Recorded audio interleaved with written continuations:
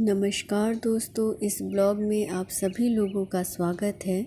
आज हम जानेंगे कलयुग के कड़वे सच जो भगवान श्री कृष्ण ने पांडवों को बहुत पहले ही बता दिया था।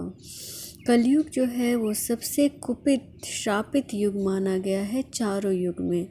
पौराणिक ग्रंथों के अनुसार 4 युग होते हैं: सतयुग, त्रेता युग, द्वापर युग, कलयुग। कहते हैं कि कलयुग में पाप अपने चरम सीमा पर होगा। अब हम संक्षेप में इसके बारे में जानेंगे। सतयुग, इस युग में पुण्य की मात्रा 100% होती थी। सत्य के लिए राजा हरिश्चंद्र ने खुद के परिवार का और अंत में अपना बलिदान तक दे दिया था। त्रेता युग, इसमें पुण्य की मात्रा 75% थी।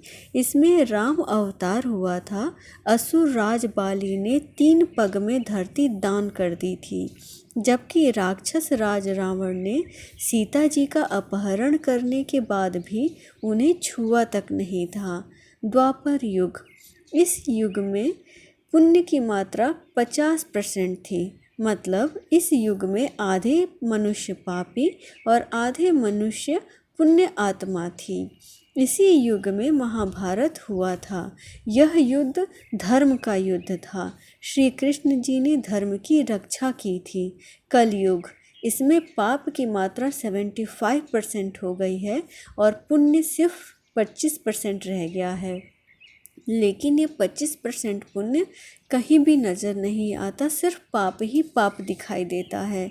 श्री कृष्ण जी ने कलयुग की कुछ सच्ची और कड़वी बातें बताई हैं जिन्हें आप खुद से रिलेट कर पाएंगे। तो आइए जानते हैं। कलयुग में दूसरों का शोषण करने वालों का राज्य होगा।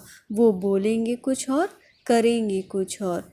जो ज्ञान की चर्चा तो करेंगे, लेकिन आचरण और व्यवहार उनका राक्षसों जैसा होगा, और ये आपने देखा ही है।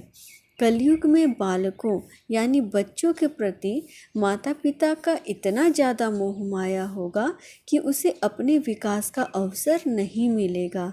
किसी का बेटा घर छोड़कर साधु बनेगा तो सब दर्शन करने जाएंगे, लेकिन जब अपना बेटा साधु बनेगा तो सब रोएंगे, उसे रोकेंगे, उसे मोह माया और परिवार में बांध कर रखेंगे और उसका जीवन वहीं ख़त्म हो जाएगा।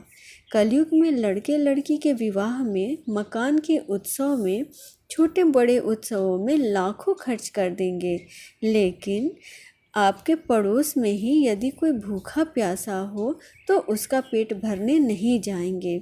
मौज मस्ती, मदिरा मांस का भक्षण, सुंदरता ऐसो आराम में पैसे उड़ा देंगे, लेकिन किसी के दुख दर्द में और आंसू पोंछने नहीं जाएंगे। कलयुग में मानव का मन नीचे गिरता ही चला जाएगा। मनुष्य को थोड़े से धन से घमंड होगा।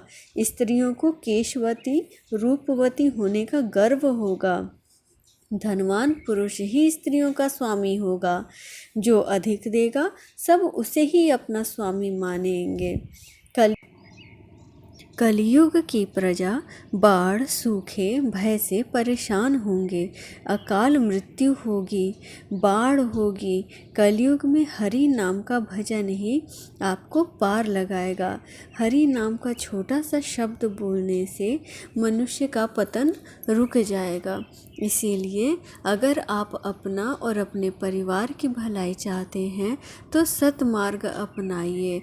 इस कलयुग में राम नाम ही आपको यहाँ से भवसागर से पार लगाएगा।